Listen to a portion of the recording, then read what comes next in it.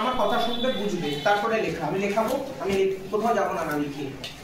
তো ভারতবর্ষের আমি প্রথম থেকে যে তোমাদের বলেছিলাম যে বৈদিক সিভিলাইজেশনের কথা, আমি বলেছিলাম বৈদিক সিভিলাইজেশনের আগে আরেকটা সিভিলাইজেশন ভারতবর্ষ জুড়ে গোটা বিরাজমান ছিল, সেটা হচ্ছে ইন্দাস ভ্যালি সিভিলাইজেশন, মানে সিন্ধু সভ্যতা।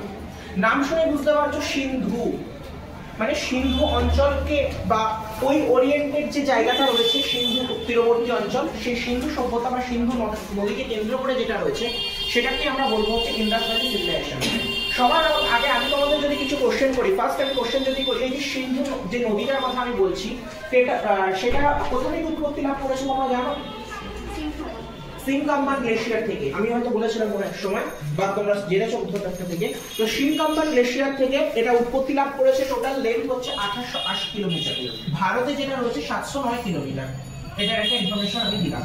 সেকেন্ড ইনফরমেশন, সিন্ধু সভ্যতা যখন আবিষ্কৃত হয়, সিন্ধু সভ্যতার বিভিন্ন সাইট রয়েছে। ধরো আমরা যখন ভারতবর্ষ যখন হলো, ভারতবর্ষ হওয়ার পর 1956 সালে কি হলো? স্টেট রিঅর্গানাইজেশন কমিশন গঠিত হলো। এসআরসি কি করলো? বিভিন্ন ল্যাঙ্গুয়েজের উপর বেস করে স্টেট গুলোকে তৈরি করা শুরু করলো। ফার্স্টে অন্ধ্রপ্রদেশকে আনলো, তারপর আস্তে আস্তে তামিলনাড়ু এলো, আস্তে আস্তে বোম্বে তৈরি হলো, মহারাষ্ট্র তৈরি হলো, মারাঠি ল্যাঙ্গুয়েজ হলো, গুজরাটি ল্যাঙ্গুয়েজ। এরকম করে যেমন একটা করে স্টেট এক্সকেভেটেড হচ্ছে বা স্টেটকে তৈরি করা হচ্ছে, তেমনি সিন্ধু সভ্যতাতেও কি হচ্ছে, বিভিন্ন সাইট গুলো, যেমন ধরো হরপ্পা, মহেঞ্জোদারো, চানমুদারো, তারপরে দেখবে তোমরা সুট্টাজান্ডার, এইগুলো তৈরি হচ্ছে। বোঝা গেল? এই ইনফরমেশনটা গেল। আরেকটা ইনফরমেশন, সিন্ধু সভ্যতা আমি যদি বলি ভারতবর্ষের উত্তরে কি রয়েছে? যদি গোটা নর্থ চলে যাও, নর্দার্ন পয়েন্ট অফ ইন্ডিয়া, কোন লোকেশনটা রয়েছে? জিওগ্রাফি তোমরা পড়ো, হ্যাঁ? শ্রীনগর। আমাকে এক্স্যাক্টলি পয়েন্টটা বলো। শ্রীনগর তো আমিও জানি যে জম্মু কাশ্মীর শ্রীনগর, কিন্তু তোমাকে বলতে হবে এক্স্যাক্টলি নবদ্বীপের যদি আমি বলি একদম এক্সট্রিম সাউথে গিয়ে যদি তুমি এদিকে চলে যাও সোজা, কি পাবে? ওই বঙ্গবাণী মাঠ পাবে কি? ওই রকম একদম এক্সট্রিম লোকেশনটা কি পাবে? ইন্দিরা কোল, একদম রাইট ইনফরমেশন। ইন্দিরা কোল যেটা কোথায় অবস্থিত? লে লাদাখে অবস্থিত। তেমনি এখানে যেমন নর্দার্ন মোস্ট পয়েন্ট হচ্ছে ইন্দিরা কোল। চেনা যেটা বৈদিক সিভিলাইজেশন নাম ছিল আশিকিনি, ওটা এখন বর্তমানে চেনা, এটা হচ্ছে মান্ডা কোথায় অবস্থিত? জম্মু এন্ড কাশ্মীরে অবস্থিত। এইটুকু ক্লিয়ার হলো সবার কাছে? এবার যদি আমি আসি ভারতবর্ষের একদম সাউথে কি আছে? একদম সাউথার্ন মোস্ট পয়েন্ট কন্যাকুমারী। আগে আমরা জানি ইন্দিরা পয়েন্ট, বা ইন্দিরা পয়েন্ট যেহেতু 2004 সালে 25শে ডিসেম্বরে সুনামির ফলে ডুবে গেছে ওই দ্বীপটা, মানে যেটা ওই তোমরা বলছো ইন্দিরা পয়েন্ট, ওটা এখন ডুবে যাওয়ার পর এখন এক্সট্রিম লোকেশন দেওয়া হয় কন্যাকুমারী। যদি বলে মোস্ট পয়েন্ট, তাহলে তুমি অ্যান্সার ইন্দিরা পয়েন্ট। এখানে কোনো রকম কনফিউশনের কিছু নেই। ইকুয়ালি ইন্দাস ভ্যালি সিভিলাইজেশনের সাউথার্ন বা দক্ষিণতম একটি পয়েন্ট রয়েছে, এটার নাম কি কেউ বলতে পারবে? দাইমাবাদ কোথায় অবস্থিত? দাইমাবাদ অবস্থিত মহারাষ্ট্রে অবস্থিত। কোন নদীর তীরে? গোদাবরী নদীর তীরে। গোদাবরীর নাম শুনেছো, যেটা সাউথ ইন্ডিয়ার সবচেয়ে longest river. Total length 1465 kilometre, যেটা একদম তোমার ত্রিম্বকিল, নাসিক, মহারাষ্ট্র থেকে উৎপত্তি লাভ করছে। দেখো আমি জিওগ্রাফি ইনফরমেশনও দিচ্ছি, হিস্ট্রি ইনফরমেশনও দিচ্ছি। এইটুকু আমরা ক্লিয়ার হলো। দেখো নর্থ সাউথ আমি আলোচনা সেরে দিলাম। এবার আমি একটু ওয়েস্টের দিকে যাই। যদি ভারতের একদম ওয়েস্টার্ন মোস্ট পয়েন্ট আমরা কি বলবো? কিবিথু হচ্ছে eastern most point, Arunachal Pradesh. হ্যাঁ, গুহারমাটা, অনেকে গুহারমাটা বলে। এখন একটা অ্যান্সার রাখছে, সেটা হচ্ছে সার্ক্রিক, যেটা গুজরাটে অবস্থিত। সার্ক্রিক, কোজি ক্রিক আছে না? তো সার্ক্রিককে অ্যান্সার রাখছে, অনেক জায়গায় গুহারমাটাকে অ্যান্সার রাখছে। তবে সার্ক্রিক গুহারমাটা একসাথে থাকলে সার্ক্রিককে অ্যান্সার রাখবে, ওটা এখন নিচ্ছে এত দিয়েছে। তো সার্ক্রিক যেহেতু, তেমনি ইন্দাস ভ্যালি সিভিলাইজেশনে বা সিন্ধু সভ্যতার একটা ওয়েস্টার্ন মোস্ট পয়েন্ট রয়েছে, যেটা হচ্ছে সুট্টাজান্ডার। এটা কোথায় অবস্থিত? এটা অবস্থিত বোলান পাস বলে একটা গিরিপথ রয়েছে, বোলান গিরিপথ যাকে আমরা বলি। সেটা কোথায় অবস্থিত? সেটা হচ্ছে একদম পাকিস্তান প্রদেশে অবস্থিত, পাকিস্তান আফগানিস্তানের কাছাকাছি। এইটুকু সবার কাছে ক্লিয়ার হলো আশা করি। এবার আসি কি, ওয়েস্টার্ন বলে দিলাম, এবার আসবো ইস্টার্ন পয়েন্ট। আমরা যেমন ভারতের ও বললো কি, যেটা অরুণাচল প্রদেশে অবস্থিত, তেমনি সিন্ধু সভ্যতাতেও একটা ইস্টার্ন পয়েন্ট রয়েছে। এটার নাম কি? আলমগীরপুর, যেটা কোথায় অবস্থিত? ইউপিতে অবস্থিত। কোন নদীর তীরে? হিন্ডন নদীর তীরে। হিন্ডন নামটা শুনেছো, যখন শেখ হাসিনা পালিয়ে এসেছিল ভারতে, হিন্ডন এয়ারবেসে জায়গা নিয়েছিল, শুনেছিলে, খবরে প্রচারিত হচ্ছিল। তো এই চারটে পয়েন্ট কিন্তু আমি দেখো ভারতের সাথে সাথে ইকুইভ্যালেন্ট টু ইন্দাস ভ্যালি সিভিলাইজেশনের পয়েন্টগুলো আমি তোমাদের বলে দিলাম। আমাদের প্রাইমারি ইনফরমেশন দিতে হবে। ইন্দাস ভ্যালি সিভিলাইজেশনে দেখো আমরা কি করি, একটা সিভিলাইজেশনে কি হয়, মানুষ কি করে, আমরা ভারতবর্ষের যদি মানুষ দেখি, ভারতবর্ষের ম্যাক্সিমাম মানুষ কি করে, টার্সিয়ারি সেক্টরের সাথে যুক্ত, মানে আই মিন যেটাকে আমরা পরিষেবা ক্ষেত্র বলি, তাই না? ইন্দাস ভ্যালি সিভিলাইজেশনের মানুষরাও কোন সেক্টরের সাথে যুক্ত যদি তোমাকে প্রশ্ন করে, তাহলে তুমি কি বলবে? কৃষি ক্ষেত্রের সাথে। তারা কি কি চাষ করতো জানো তো? তারা চাষ করতো গম, জব, বার্লি, ভুট্টা, বেসিক্যালি যেগুলো রবি শস্য। রবি শস্য কাকে বলে? যেগুলো শীতকালীন শস্য, সেই রবি ক্রপ গুলো চাষ করতে হচ্ছে কে? এই ইন্দাস ভ্যালি সিভিলাইজেশনের লোকেরা। এইটুকু নিয়ে কারো কোনো সমস্যা নেই। আচ্ছা, এবার আমাকে যদি বলো যে স্যার আপনি নবদ্বীপে তো গাঁজা চাষ করতে পারেন, আমি বলবো ভাই পারমিশন নেই, বা জানিও না আমি গাঁজা চাষ কি করে করে। এবার আমাকে যদি বলো ধান চাষ করতে, আমি পাশের একটা কৃষকের কাছে জিজ্ঞেস করবো। তেমনি ইন্দাস ভ্যালি সিভিলাইজেশনের লোকেরা একটা চাষ জানতো না, সেটা তো সুগার কেন বলে একটা আখের চাষ তারা জানতো না। বোঝা গেল? এবার গেল কৃষি কার্যের ব্যাপারটা। এবার যে শিল্প, কৃষি আমাদের ভিত্তি, শিল্প আমাদের ভবিষ্যৎ, বুদ্ধদেব ভট্টাচার্য বলেছিল।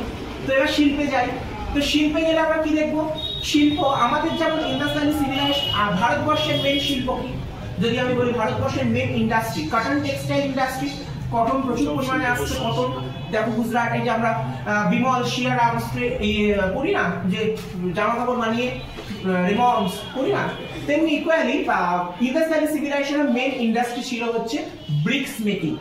মানে ব্রিক মানে ইট তৈরি। ইটের কারখানা অনেক জায়গায় আছে নবদ্বীপে, হাজরা, হ্যান্ডম্যান প্যান আছে, অনেক হ্যাড্ডা আছে, তাই না?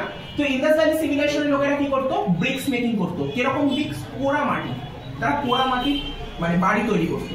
বোঝা গেল? তো স্যার বাড়িতে ঢুকি তাহলে আপনি বললেন বাড়ির কথা। এবার ইন্দাস ভ্যালি সিভিলাইজেশনে নবদ্বীপের কেমন বাড়িগুলো দেখবে রাস্তার উপর উঠে যাচ্ছে, পারলে রাস্তাতেই উঠে যাবে, গাড়ি ফাড়ি আর যেতে দেয় না। তেমনি ইন্দাস ভ্যালিতে কি হয়, বাড়িগুলো তৈরি করা হতো কেমন বলতো? যারা একটু বড় লোক টাইপের, আমাদের এখানে বড় লোকেরা কি করে? 7-8 বাড়ি তৈরি করে দেয়। ইন্দাস ভ্যালি সিভিলাইজেশনে বড় লোকেরা কি করতো? তারা দুর্গ করে থাকতো। আর যারা একটু গরিব মানুষ, যারা বেশি উপার্জন করতে পারতো না, ছাড়া ছোট একটা ইটের বাড়ি করে তারা থেকে যেত। তাহলে এবার যদি তোমাকে প্রশ্ন করে যে ইন্দাস ভ্যালি সিভিলাইজেশনে যারা বড় লোক বা রিচ মার্চেন্টস পিপলসরা রয়েছে, তারা কোথায় থাকতো? দুর্গে থাকতো। আর যারা একটু গরিব মানুষ, তথাকথিত একটু পিছিয়ে পড়া মানুষ, তারা কি করতো? বার্ন ব্রিক তৈরি করতো। ঠিক আছে? এবার বার্ন ব্রিক মানে পোড়া ইট দিয়ে। পোড়া ইট দিয়ে একটু আগে বললাম ইন্ডাস্ট্রি থেকে আমি বাড়িতে ঢুকলাম, বোঝাতে পারলাম? আচ্ছা, আরেকটা ইনফরমেশন দিই তোমাকে। এই যে ইন্দাস ভ্যালি সিভিলাইজেশনে যে বাড়িগুলো তৈরি করা হতো জানো তো? বাড়িগুলোতে যে, এবার তুমি বলো স্যার যে এই বাড়িটা তৈরি করা যায়, এটা ইটের সাইজ কত বলতে পারবেন? কত করে ইট বসানো হচ্ছে? না, পারবো না। কিন্তু ইন্দাস ভ্যালিতে আমাকে জিজ্ঞেস করতে পারে ইটের সাইজ কত ছিল।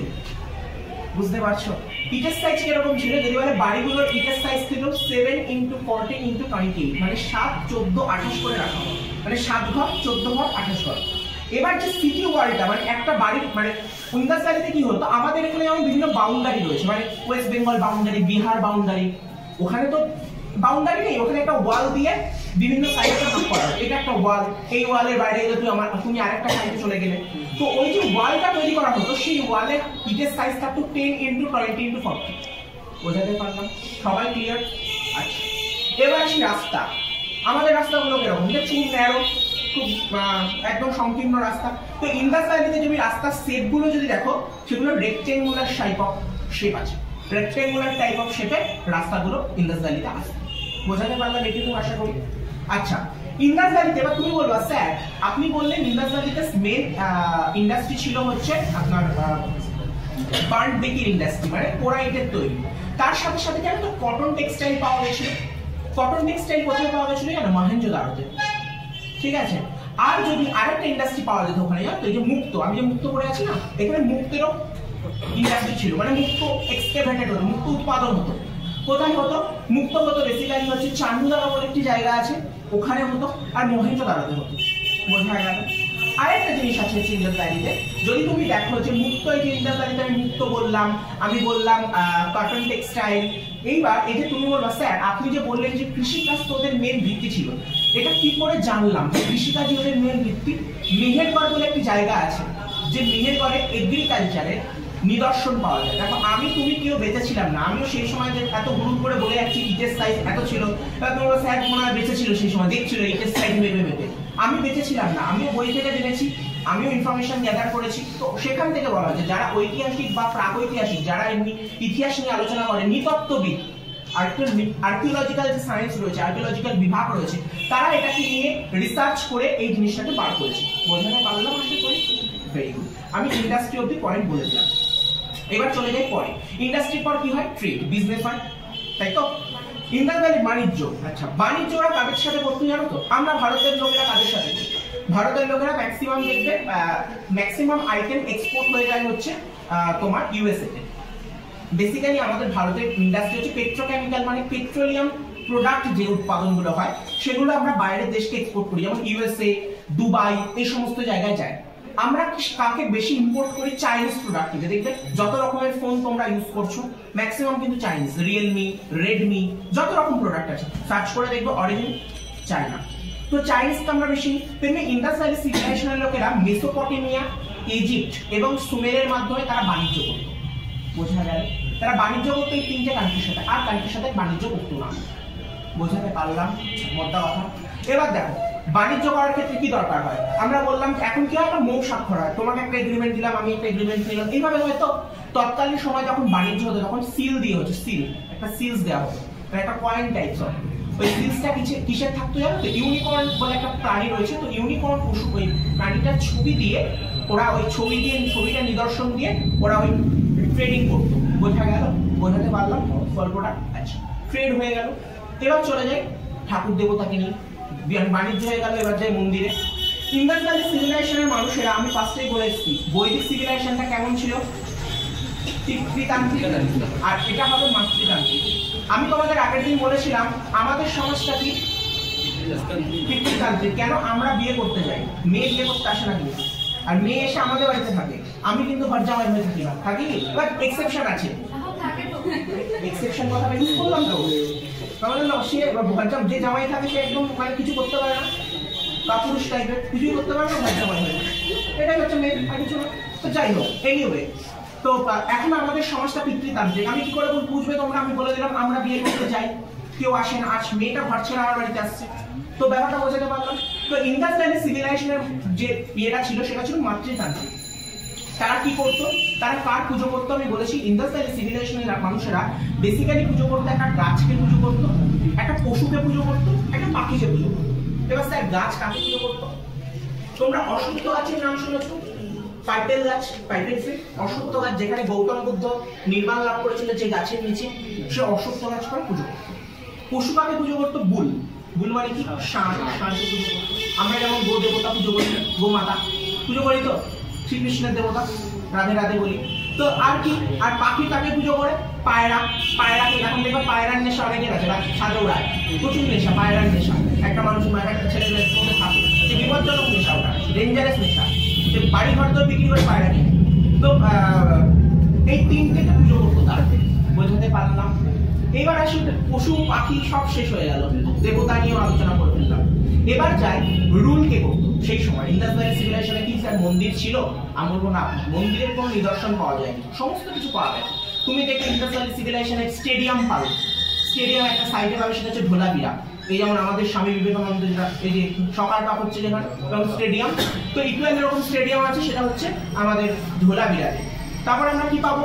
আমরা দেখবো ওয়াটার রিজার্ভার, এই যে মানুষ যে জল, এই যে জল প্রকল্পে যে একটা জায়গায় ওয়াটার রিজার্ভ করে রাখা হচ্ছে, সেখান থেকে জল বিভিন্ন জায়গায় ডিস্ট্রিবিউট হচ্ছে। তো ইন্ডাস ভ্যালিতে এরকম ওয়াটার রিজার্ভার পাওয়া যায়। কোথায় পাওয়া যায়? ধোলাভিরাতে। আমরা সবকিছু পাবো, কিন্তু কোনো মন্দিরের নিদর্শন আমরা পাবো না আইডিসিতে। ঠিক আছে?